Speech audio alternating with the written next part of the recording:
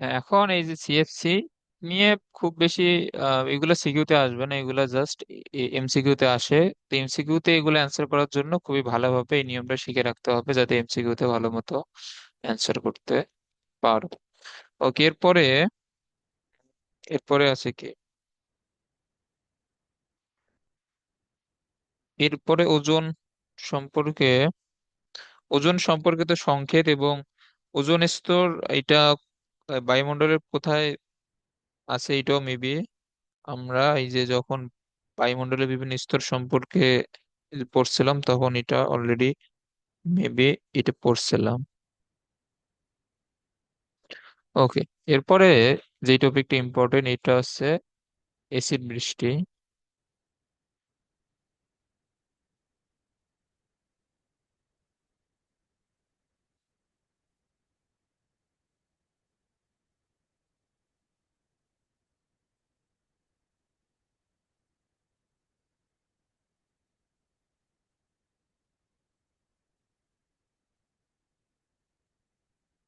ওকে, দেখো এসিড বৃষ্টি কি, এসিড বৃষ্টি হচ্ছে, আমরা এটা মেবি অলরেডি পড়ছিলাম নাইট্রোজেন ফিক্সেশনের সময়, যখন আহ বজ্রপাতের সময় অধিক উচ্চ তাপমাত্রায় আহ নাইট্রোজেন এবং অক্সিজেন বিক্রিয়া করে প্রথমে নাইট্রোজেন মনোঅক্সাইড, তারপর আবার সেটা অক্সিজেনের মাধ্যমে জ্বালানো হয় নাইট্রোজেন ডাই অক্সাইড, এবং এরপরে মেবি সেটা পানির সাথে বিক্রিয়া করে নাইট্রিক অ্যাসিড হিসেবে আমাদের ভূপৃষ্ঠে চলে আসে, এবং এটা অ্যাসিড বৃষ্টি আহ, আমরা তখন এটাকে বলি। সো এটা যে শুধুমাত্র এই সিনো 3 বা নাইট্রিক অক্সাইড তা না, অ্যাসিড বৃষ্টি হিসেবে অনেক অ্যাসিডই কিন্তু বৃষ্টির সাথে ভূপৃষ্ঠে কিন্তু পতিত হয়। এখন এই অ্যাসিড বৃষ্টিগুলো কিভাবে সৃষ্টি হয় এবং অ্যাসিড বৃষ্টির মানে সৃষ্টি হওয়ার এই কারণ এবং এদের ক্ষতিকর যে প্রভাবগুলো আছে, এগুলাও কিন্তু সৃজনশীলে আসার মতো ইম্পর্টেন্ট টপিক। আচ্ছা, এখন পিএইচ সম্পর্কে যদি একটু হলেও যদি পড়ে থাকো, তাহলে ফার্স্ট পেপারে তো পিএইচ মেবি ছিল এই রাসায়নিক পরিবর্তন চ্যাপ্টারে। ওকে, দেখো আমরা জানি যে বিশুদ্ধ পানির পিএইচ কত, বিশুদ্ধ পানির পিএইচ হচ্ছে,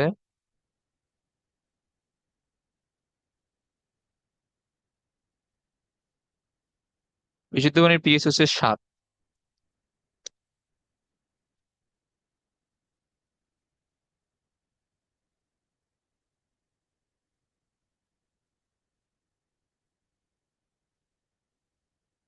আর বৃষ্টির পানির পিএইচ এর রেঞ্জ হয় 5 থেকে 6।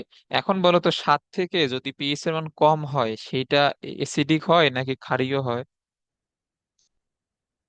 কমলে অ্যাসিড।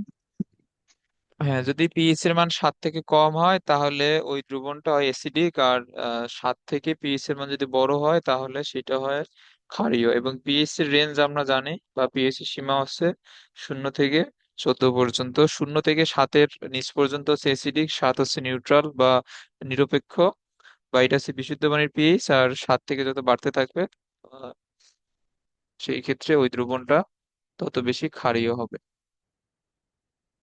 ওকে, তো বৃষ্টির পানির পিএইচ যদি 5 থেকে 6-এর মধ্যে হয় তাহলে বৃষ্টির পানি নর্মালি কিরকম হয়? হ্যাঁ, এটা অ্যাসিডিও। হ্যাঁ, তাহলে বৃষ্টির পানি হবে,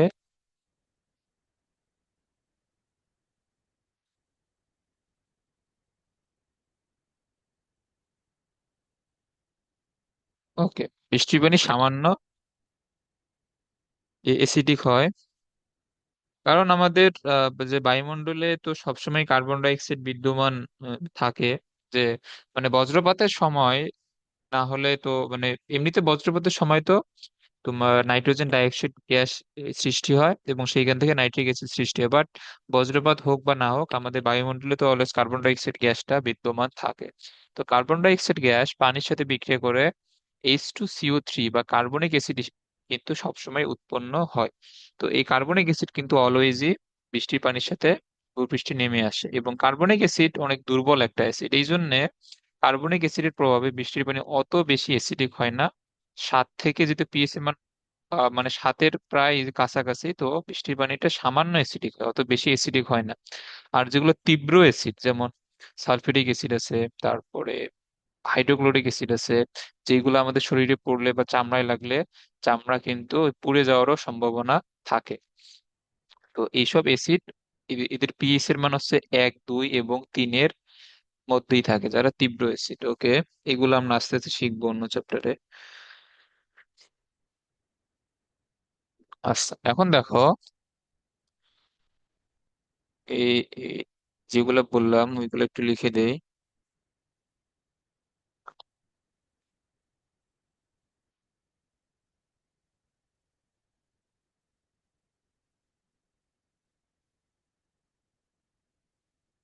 এটা হচ্ছে বৃষ্টিপাতের সময় বৃষ্টির পানির সাথে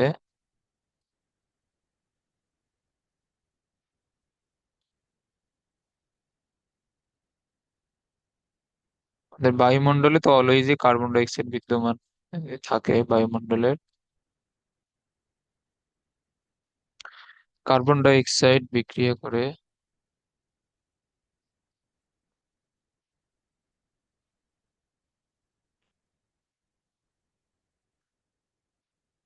এখানে কার্বনিক অ্যাসিড উৎপন্ন করে।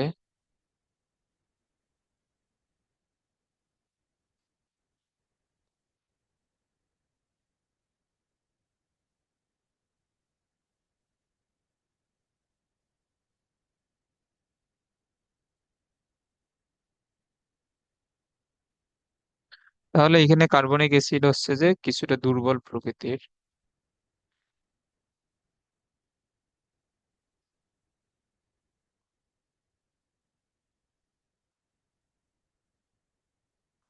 তো এই জন্য হচ্ছে যে বৃষ্টির পানি সামান্য অম্লীয় হয়।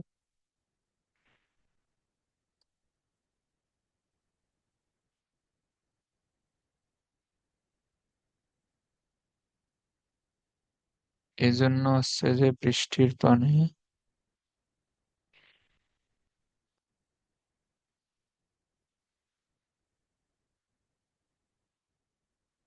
ওকে, এই জন্য হচ্ছে বৃষ্টির পানি সামান্য অম্লীয় হয়। এটা আশা করি এটা বুঝছো। তবে এটা মানে অনেক দুর্বল একটা অ্যাসিড, এই জন্য এটা আমাদের বৃষ্টির পানির সাথে, তো আমরা তো বৃষ্টির পানিতে সবসময় তো ভিজি, এবং আমাদের যতগুলা মানে এমনিতেই এই দুর্বল অ্যাসিডটা এই পরিবেশের কোনো ক্ষতি ওইভাবে করতে পারে না, যেহেতু অনেক দুর্বল অ্যাসিড। যদি অনেক গাঢ় অ্যাসিড হইতো, সালফিউরিক অ্যাসিড বা হাইড্রোক্লোরিক অ্যাসিড, যেগুলো নর্মালি ইন্ডাস্ট্রিতে ইউজ করা হয়, এইসব অ্যাসিড যদি সৃষ্টি হইতো তাহলে এগুলো কিন্তু অনেক বড় এই যে ক্ষতির কারণ হইতো আমাদের শরীরেরও এবং পরিবেশের বিভিন্ন জিনিসের। এরা অনেক বেশি ক্ষতি সাধন করতে পারতো। যেহেতু এইসব সালফিউরিক অ্যাসিড বা তোমার এটাকে কি বলে, HCl, যেহেতু বৃষ্টি পানির সাথে পতিত হয় না, সো ওই ধরনের ঝুঁকির এইখানে কোনো ধরনের কারণ থাকে না। আচ্ছা, এখন এটা মূলত কিভাবে সৃষ্টি হয়? এটা হচ্ছে যে এটা জাস্ট নর্মাল একটা এই বিক্রিয়ার মাধ্যমে সৃষ্টি হয়, যেমন বৃষ্টির পানি এবং বায়ুমণ্ডলের কার্বন ডাই অক্সাইড, এটা মিলে যেটা সৃষ্টি করে H2CO3। এটা হচ্ছে কার্বনিক অ্যাসিডের সংকেত, এটা তো জানোই।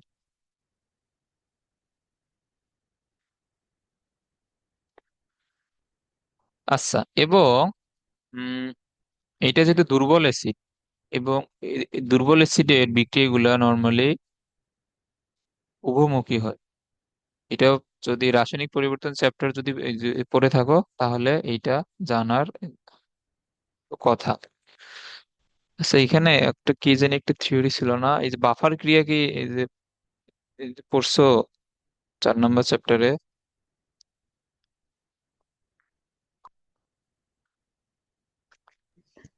পড়ছি তো। হ্যাঁ, তো এই বাফার ক্রিয়ায় কিন্তু এটা আছে, মানে এই বাফার ক্রিয়ায় কি হয়, বাফার ক্রিয়া আমাদের মূলত দুর্বল অ্যাসিড গুলোর ক্ষেত্রেই হয়তো। এমনিতেই বাফার ক্রিয়া বা ওই চ্যাপ্টারটা পড়লে এটা জানা থাকার কথা যে আমাদের দুর্বল অ্যাসিডের যেগুলা সংযোজন অথবা বিয়োজন বিক্রিয়া এগুলো নর্মালি উভমুখী হয়। ওকে। আচ্ছা, এখন এইখানে উভমুখী হইলে কি সুবিধাটা হয়? যখন পানি এবং তো কার্বন ডাই অক্সাইড মিলে এসিড বৃষ্টিটা সৃষ্টি আহ, যখন হয়, তখন এইটাও আবার কিন্তু তোমার বিপরীতমুখী বিক্রিয়ায় আবার বিয়োজিত হয়ে আবার কিন্তু কার্বন ডাই অক্সাইডই সৃষ্টি করে কিন্তু। তো এই জন্য এটা মূলত পরিবেশের তেমন একটা ক্ষতি করতে পারে না।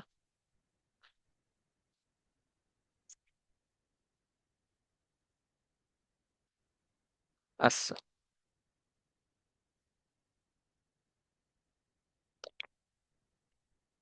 এখন এই যে তোমার বাইকার্বনিক, সরি, তোমার যেটা কার্বনিক অ্যাসিড H2CO3, এইটা বৃষ্টির পানির সাথে সবসময় এইটা পতিত হয়। So, এর প্রভাবে যে বৃষ্টির পানিটাকে বা ওই বৃষ্টিটাকে আমরা এসিড বৃষ্টি বলবো তা না।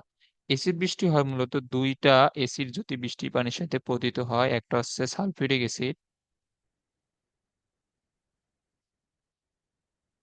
আর একটা হচ্ছে নাইট্রিক অ্যাসিড। এখন আমি যেটা বললাম যে সালফিউরিক অ্যাসিড অথবা HCl অথবা নাইট্রিক অ্যাসিড, এগুলো কিন্তু সবল প্রকৃতির অ্যাসিড। তো এইগুলা আমাদের চামড়ায় পড়লে বা আমাদের ত্বকের যে কোনো জায়গায় লাগলে কিন্তু বড় ধরনের ক্ষতি হইতে পারে। বাট এইগুলো আমরা ইন্ডাস্ট্রিতে বা এই যে এই রসায়নের ল্যাবরেটরিতে যেই ধরনের অ্যাসিড ইউজ করি বৃষ্টির পানির সাথে, কিন্তু ওই ধরনের তীব্র অ্যাসিড কিন্তু পতিত হয় না। বৃষ্টির পানির সাথে কি হয়, ওইখানে পানির পরিমাণ অনেক বেশি থাকে, সো এগুলা অনেকটা লঘু অ্যাসিড হয়, মানে যেখানে পানির পরিমাণ বেশি। সো এই জন্য এরা অত বেশি তোমার ল্যাবরেটরির যেসব অ্যাসিড বা আমাদের বিভিন্ন শিল্প কারখানায় যেগুলো অ্যাসিড ব্যবহার করা হয় ওইগুলোর মতো অত তীব্র হয় না বা অত ক্ষতি সাধন করতে পারে না। এরা লঘু প্রকৃতির হয়। লঘু অ্যাসিড কি, যেখানে তোমার পানির পরিমাণটা বেশি থাকে। আচ্ছা, এগুলা এগুলো আসলে পরিবেশ রসায়নের এই পড়াশোনা না, এগুলো কই জানি আছে বিস্তারিত, এগুলো হচ্ছে রাসায়নিক পরিবর্তনে মেবি আছে, ওইখানে অ্যাসিড অ্যাসিড নিয়ে মেবি পড়াশোনা আছে, আমার মনে নাই। আচ্ছা, যাই হোক, এইসব অ্যাসিড বৃষ্টি পানির সাথে নেমে আসলে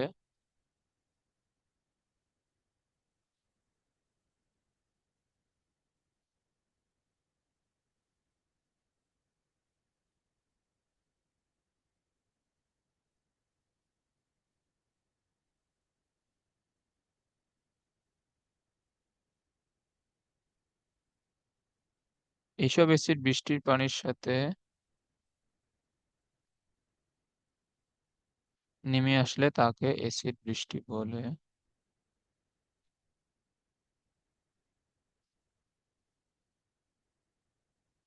তো দেখো, এখন এইসব অ্যাসিড কোন সময় সৃষ্টি হওয়ার সম্ভাবনা থাকে, যখন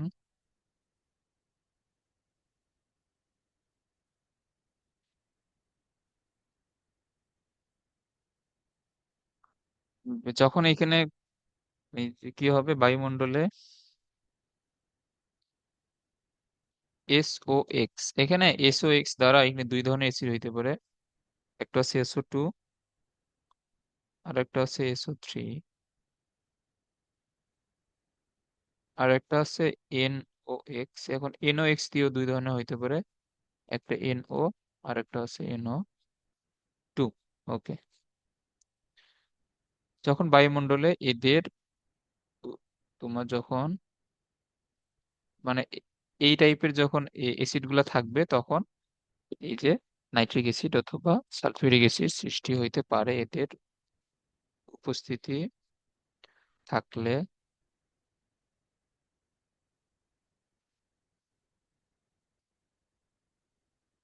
HNO3,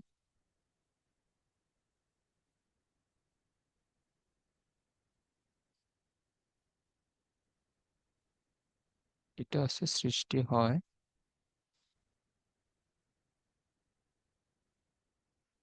ওকে,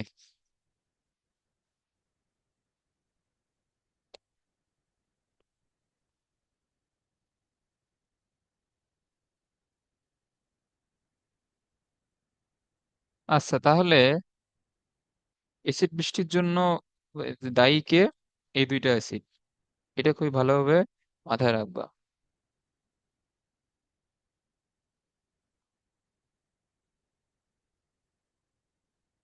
আর অ্যাসিড বৃষ্টির সৃষ্টিতে প্রধান ভূমিকা রাখে এরাই।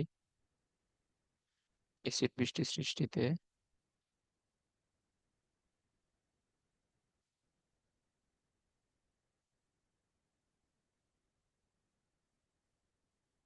সালফার ডাই অক্সাইড এবং এটার নাম জানি কি, SO3, এর নাম আমার মনে নাই। আচ্ছা।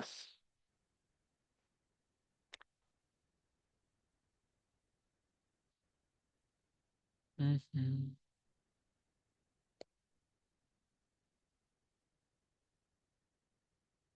তো এখন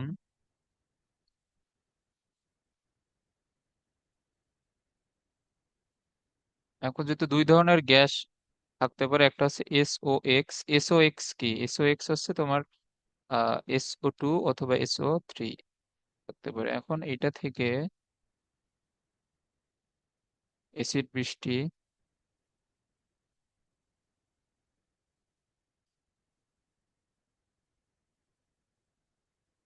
ওকে।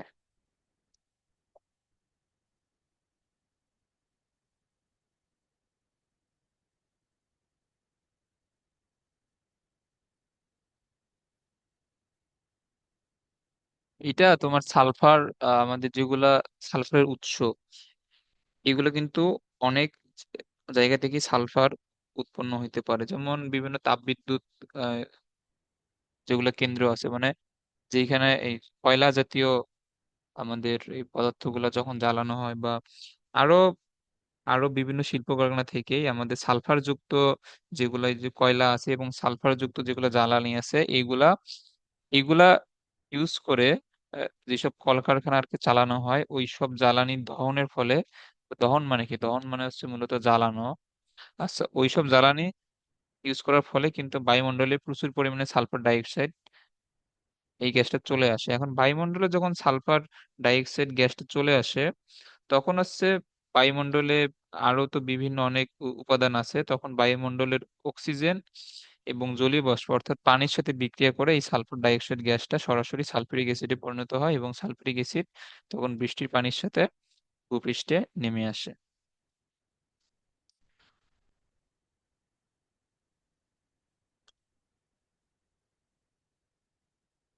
তো এটা হচ্ছে তাপ বিদ্যুৎ কেন্দ্র।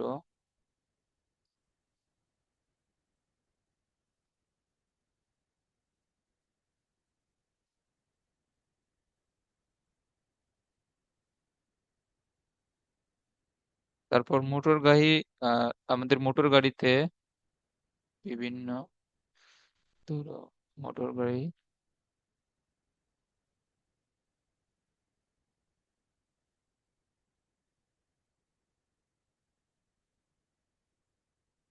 সব বিভিন্ন উৎস থেকে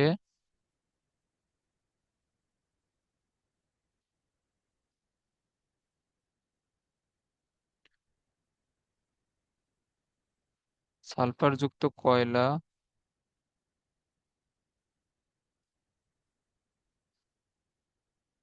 ও জ্বালানি দহনের ফলে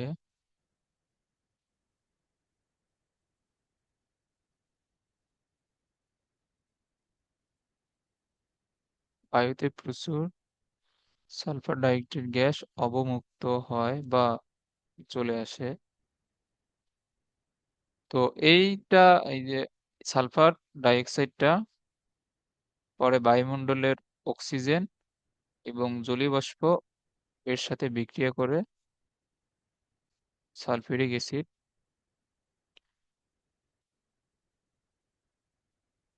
উৎপন্ন করে।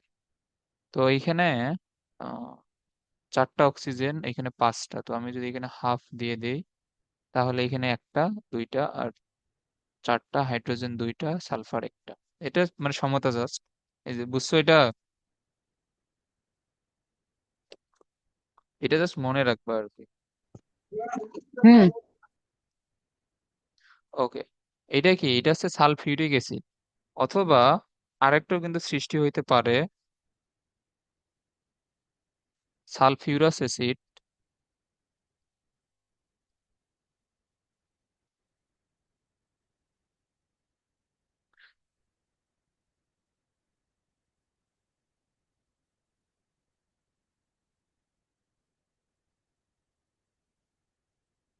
জলীয় বাষ্পের সাথে বিক্রিয়া করে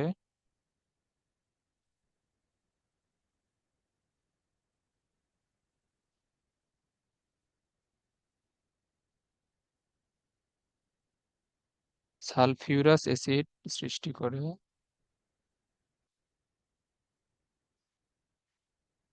সালফিউরাস অ্যাসিড সৃষ্টি করে।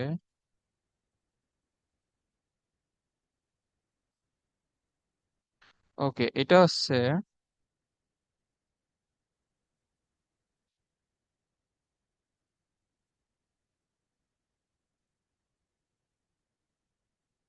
এটা সংকেত কি? এটা সংকেত হচ্ছে H2SO3। SO4 হলে সালফিউরিক, আর এটা হচ্ছে সালফিউরাস। ওকে, সো এটিও কিন্তু অ্যাসিড বৃষ্টিতে ভূমিকা রাখে।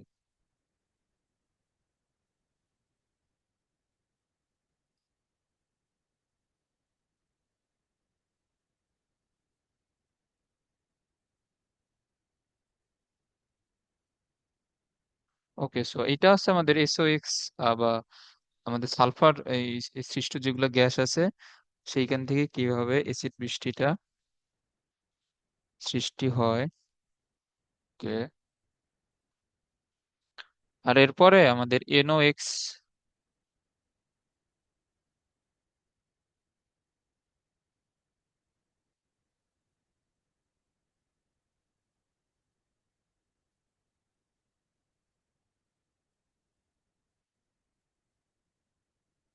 ওকে, তো NOx থেকে অ্যাসিড বৃষ্টি, এটা অলরেডি আমরা পড়ছিলাম। ওই যে এটা যে বজ্রপাতের সময় যে 3000 ডিগ্রি সেলসিয়াস হয়, সেইখানে যে বিক্রিয়াটা লিখে দিছিলাম, ওই বিক্রিয়াটাই এইখানে লিখবা। এই যে একটা হচ্ছে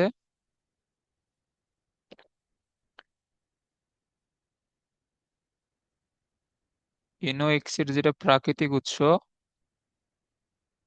যে প্রাকৃতিক উৎসের ক্ষেত্রে তুমি বজ্রপাতের ওই ওই বিক্রিয়াটা আবার লিখে দেবা। এটা হচ্ছে, আচ্ছা, এটা দাঁড়াও, এটা দেখি। এটা এই কপি করে নিয়ে আসা যাবে কি? এটা কই জানি ছিল।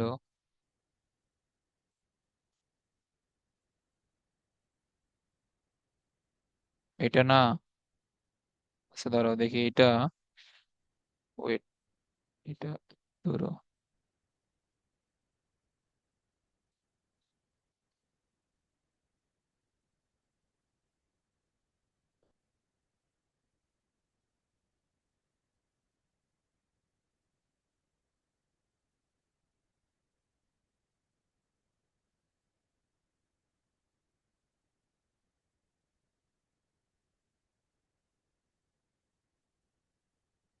ধরো হয় না কেন?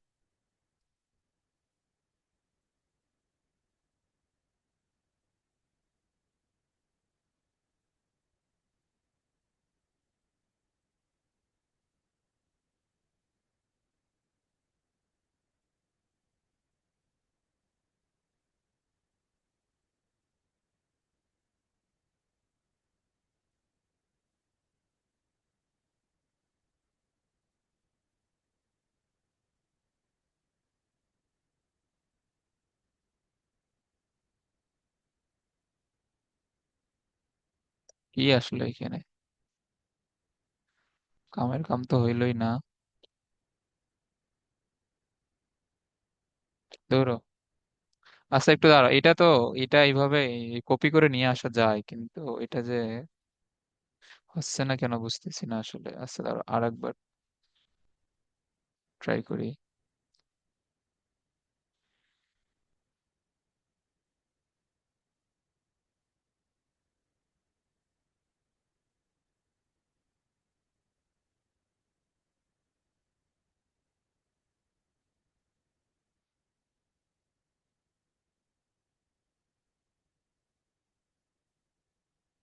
না, এটা হবে না। আচ্ছা, তুমি এটা এই পেজ থেকে লিখে দিও।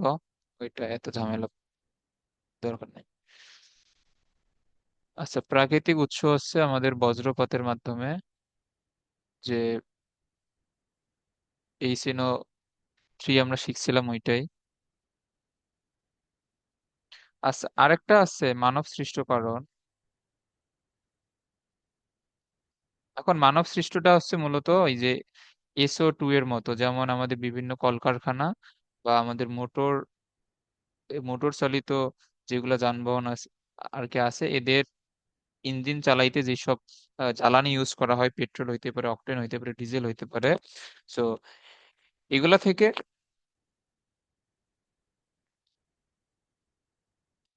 এই যে আমাদের বিভিন্ন ধরনের সালফার সৃষ্ট গ্যাসগুলো নির্গত হয়, এবং এইখান থেকে মূলত সালফিউরিক অ্যাসিড সৃষ্টি হয় এবং সালফিউরাস অ্যাসিডও সৃষ্টি হয়। এখন সেম ভাবে এই যে আমাদের বিভিন্ন আহ, কলকারখানা এগুলা থেকে যে তাপটা উৎপন্ন হয়, এখন দেখো, নাইট্রোজেন এবং অক্সিজেন তো নর্মালি বায়ুমণ্ডলে থাকে, কিন্তু তারা তো নর্মাল টেম্পারেচারে বিক্রিয়া করে না, এটা আমরা অলরেডি শিখছি।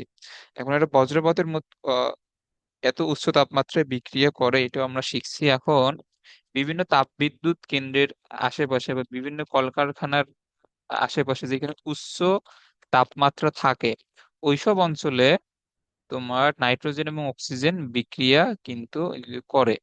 তো এইসব অঞ্চলে যেখানে টেম্পারেচার আমাদের স্বাভাবিক টেম্পারেচারের থেকে অনেক বেশি থাকে, ওইসব অঞ্চলেও কিন্তু নাইট্রোজেন অক্সিজেন বিক্রিয়া করে সেম এই যে প্রসিডিউরে নাইট্রিক অ্যাসিড উৎপন্ন করে কিন্তু। আচ্ছা দাঁড়াও, আমি এটা না লিখে এটা ছবিটা একটু অ্যাড করে দিই।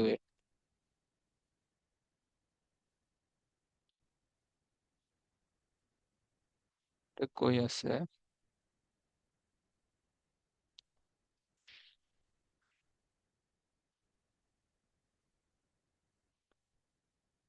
আর এই চ্যাপ্টারে এরপরে অত বেশি জিনিসপত্র নাই। আচ্ছা, আরেকটা টপিক আছে, ওইটা আজকে শেষ করার ট্রাই করবো, এরপরে মোটামুটি আর একদিন পড়লে হয়তো শেষ হয়ে যাবে। আমি ভাবছিলাম যে আরো হয়তো সময় লাগবে এটা পড়তে।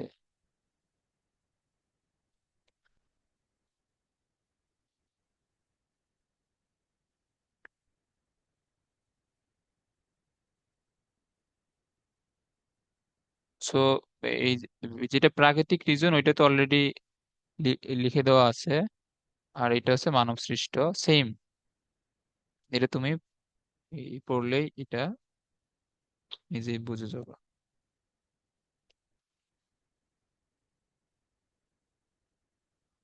আচ্ছা, এটা হচ্ছে এইখান থেকে কিন্তু আরো বিভিন্ন ধরনের সৃজনশীল প্রশ্ন আসতে পারে, এবং আমি ওইগুলাও অ্যাড করে দিয়েছি।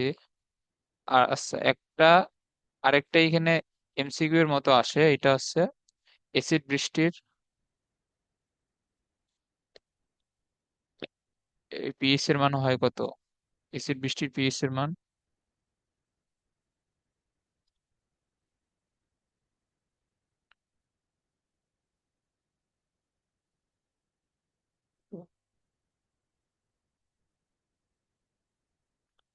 এর পিএইচ এর মান হচ্ছে 5.6। এটা মনে রাখবা। এটা হচ্ছে এক এক বইয়ে এক এক রকম আছে আর কি।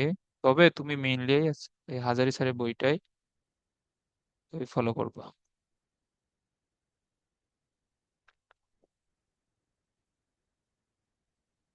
আচ্ছা ধরো, আমি এখানে পেজ কয়েকটা অ্যাড করে দিচ্ছি। এগুলা অবশ্যই ভালো মতো পড়া থাকা লাগবে, কারণ এগুলো দেখবা যে সৃজনশীলে যদি হুট করে এই টপিক থেকে দিয়ে দেয় কিছু, পড়ার কিন্তু থাকবে না। যদিও এই এই টপিক থেকে সৃজনশীল আসার সম্ভাবনা খুবই কম। আমাদের সৃজনশীল আসবে এই সূত্রগুলা, যেগুলো পড়াইছি না, সবচেয়ে বেশি সৃজনশীল আসে কিন্তু তোমার ডাল্টনের আংশিক চাপের সূত্র থেকে, এবং এই গ্রাহামের যে ব্যাপন সূত্রটা ছিল ওইখান থেকে সবচেয়ে বেশি সৃজনশীল কিন্তু আসে।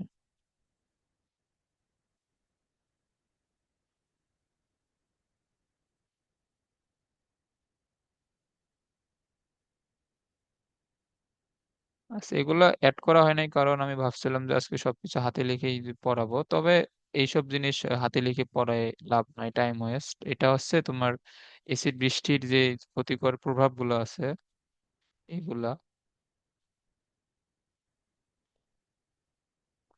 এই যে এইটুক হচ্ছে মাটি এবং উদ্ভিদের উপরে যে প্রভাব। আচ্ছা, এরপরে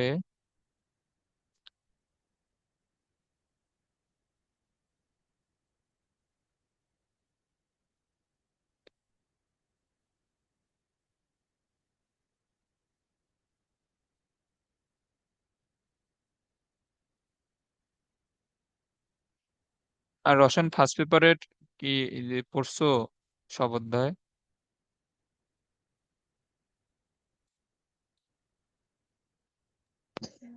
পড়ছি তো,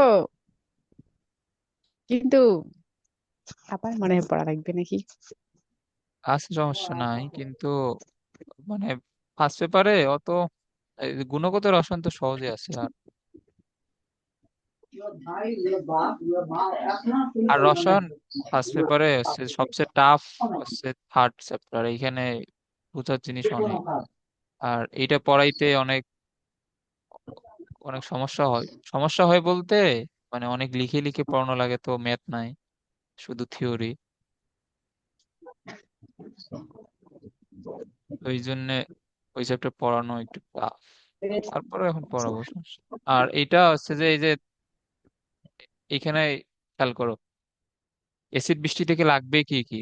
এই যে দেখো, এখানে যেগুলো লিখে দিলাম, এসিড বৃষ্টি সংজ্ঞা, তারপরে কোন কোন এসিডের প্রভাবে এসিড বৃষ্টি হয়।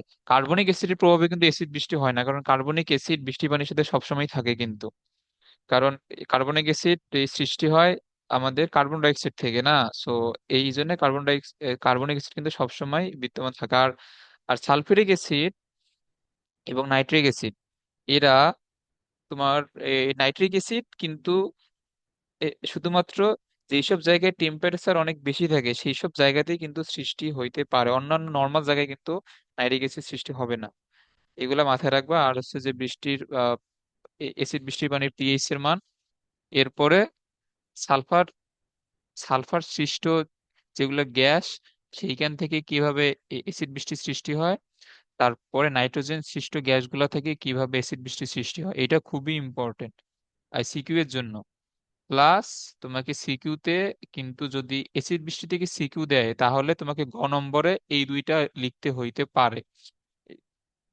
একটা হচ্ছে সালফার সৃষ্ট যে গ্যাস থেকে কিভাবে এসিড বৃষ্টি, এবং নাইট্রোজেন সৃষ্ট গ্যাস থেকে কিভাবে অ্যাসিড বৃষ্টি।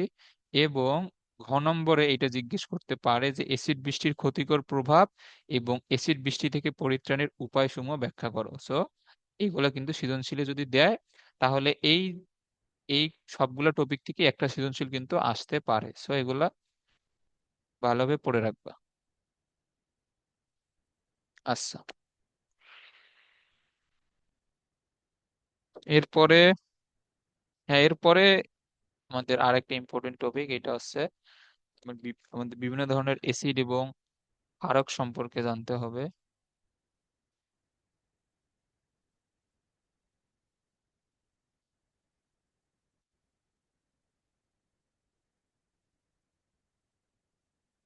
ও হ্যাঁ, আরেকটা সিগুয়ের টপিক ওইটা হচ্ছে এই যে অ্যামাগার বক্ররেখা, এটাও খুবই ইম্পর্টেন্ট।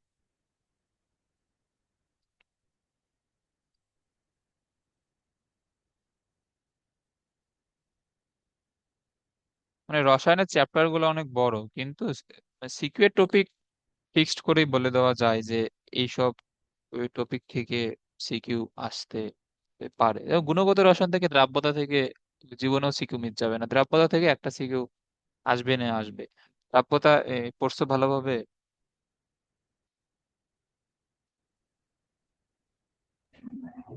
পড়ছি। আচ্ছা, দ্রাব্যতা থেকে কিন্তু সৃজনশীল আসবে, এটা কিন্তু মিস যায় না।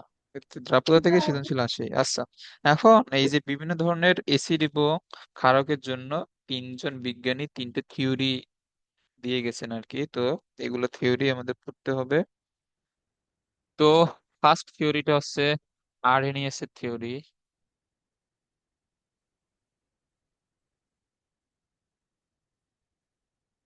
তো ফার্স্ট যে থিওরিটা হচ্ছে আরহেনিয়াস এর। এখন এনার নামের বানান এক এক বই এক এক রকম। আরহেনিয়াস এর তত্ত্ব বা আরহেনিয়াস এর থিওরি। এখন আরহেনিয়াস, ইনি যেটা বলছে যে এনার এনার থিওরি অনুযায়ী এসিড হচ্ছে যেসব পদার্থ জলীয় দ্রবণে হাইড্রোজেন আয়ন দান করতে সক্ষম। যেসব পদার্থ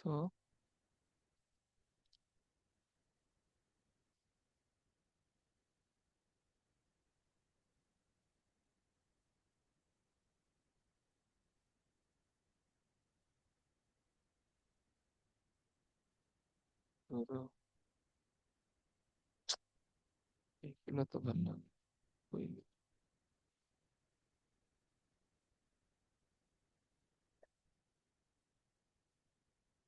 আচ্ছা এখন করো, যেসব পদার্থ জলীয় দ্রবণে বিয়োজিত হয়ে এইচ প্লাস বা হাইড্রোজেন আয়ন, এটাকে কিন্তু প্রোটনও বলা হয়, সো হাইড্রোজেন আয়ন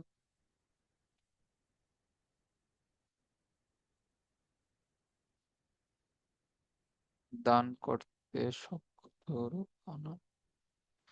দান করতে সক্ষম, তারাই হচ্ছে যে এসিড, বা এসিডের আরেকটা নাম হচ্ছে তো অম্ল।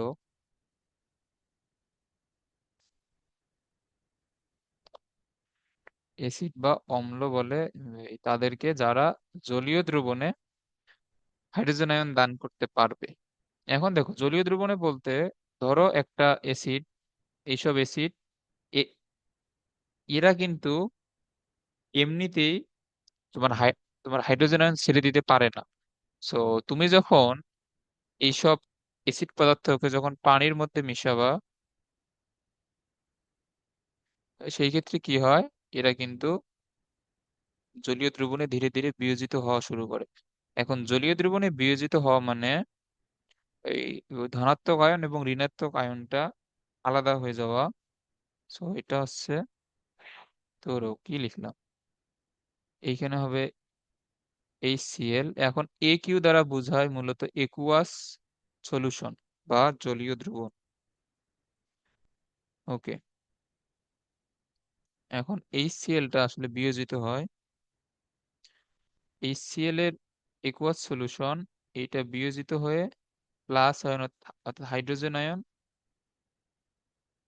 এবং Cl মাইনাস, এই দুইটা আয়নে বিভক্ত হয়ে যায়। এখন হাইড্রোজেন আয়নের ঘনমাত্রার উপরেই কিন্তু এটা এই যে কতটুক এ- এটার এটাকে কি বলবো, এই তীব্র অ্যাসিড নাকি দুর্বল অ্যাসিড, এটা কিন্তু হাইড্রোজেন আয়নের ঘনমাত্রার উপর নির্ভর করে। পিএইচ এর সূত্র কি বলতো? পিএইচ এর সূত্র মনে আছে? এটা হচ্ছে মাইনাস লগ অফ হাইড্রোজেন আয়নের ঘনমাত্রা। সো হাইড্রোজেন আয়নের ঘনমাত্রা যত বেশি থাকবে ওইটা তত তীব্র অ্যাসিড, আর হাইড্রোজেন আয়নের ঘনমাত্রা কম থাকলে তত দুর্বল অ্যাসিড। তো মূলত হাইড্রোজেন আয়নটাই আমাদের নির্ধারণ করে কোনটা কত সবল অ্যাসিড বা কোনটা কত দুর্বল অ্যাসিড হবে। সো যারা হাইড্রোজেন আয়ন পানিতে ছেড়ে দিতে পারবে তারাই হচ্ছে মূলত অ্যাসিড, আরএনএস এর তত্ত্ব অনুযায়ী। ওকে, এখন একটা জিনিস বলো যে এখন এ যদি পানিতে বিয়োজিত হয়ে হাইড্রোজেন আয়ন ছেড়ে দিতে চায়, তাহলে তার ওই যৌগটার মধ্যে অবশ্যই হাইড্রোজেন পরমাণু থাকতে হবে। তো হাইড্রোজেন পরমাণু না থাকলে সে তো পানিতে হাইড্রোজেন ছাড়তে পারবে না। তার মানে হাইড্রোজেন আছে এমন সকল এসিডই কিন্তু আরএনএস এর তত্ত্ব অনুযায়ী এসিড হবে। এখন তিনটা ভিন্ন ভিন্ন এইখানে তত্ত্ব আছে, তিনটা ভিন্ন ভিন্ন তত্ত্ব অনুযায়ী সবাই সব ধরনের এসিড হবে না। এখন এটা আস্তে আস্তে এই যে বোঝাবো এখন, So দাঁড়াও এটা